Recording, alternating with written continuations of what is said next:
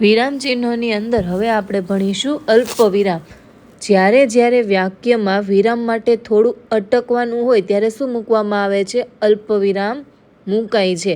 ઉદાહરણ તરીકે આપ્યું છે કે મહેશ છે, દિનેશ છે, હિતેશ અને મુકેશ બધા રમવા ચાલો।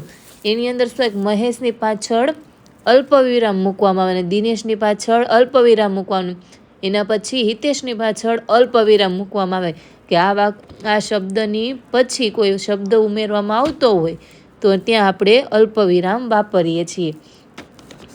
સંબોધન પછી પણ અલ્પવિરામ મુકાય છે। કોઈ પણ વસ્તુ આપણે સંબોધન કરી દીધી હોય વાક્યમાં તો એની પાછળ પણ આપણે અલ્પવિરામ મૂકીએ છીએ। જેમ કે શું આપ્યું છે? મહેશ છે, એ નામ લખ્યું, એના પછી અલ્પવિરામ લખીને પછી શું લખવામાં આવે છે? પેલી ચોપડી લાવ। હવે એના નીચે શું આવે છે કે પત્ર લેખનમાં સંબોધન તથા વિદાય વચન પછી,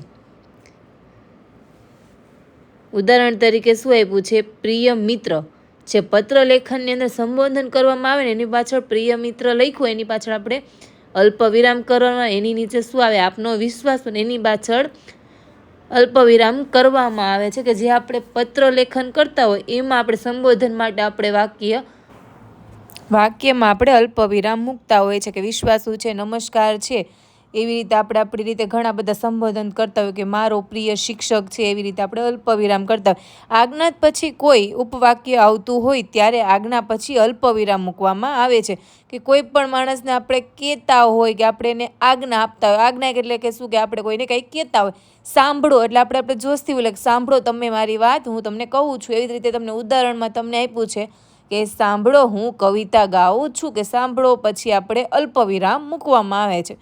જેમ કે શું છે? અલબત્ત ટૂંકમાં, જેમ કે જી, બેશક, હા, ના વગેરે જેવા શબ્દો પછી અલ્પવિરામ મૂકવામાં આવે છે। કોઈ પણ વાક્યમાં આપણે કન્ટિન્યુ કોઈ પણ વસ્તુમાં એ જ ટાઈપનો શબ્દ કેવો હોય તો એની પાછળ શું મૂકવામાં આવે છે? અલ્પવિરામ મૂકવામાં આવે છે।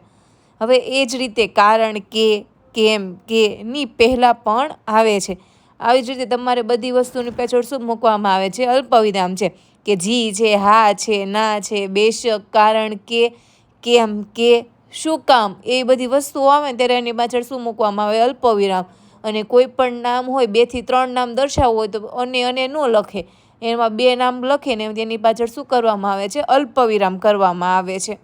હવે આજ માટે એટલું જ રાખશું અને પછી હવે આપણું છે અર્ધવિરામ, જે આપણે બીજા વિડીયોની અંદર જોશું।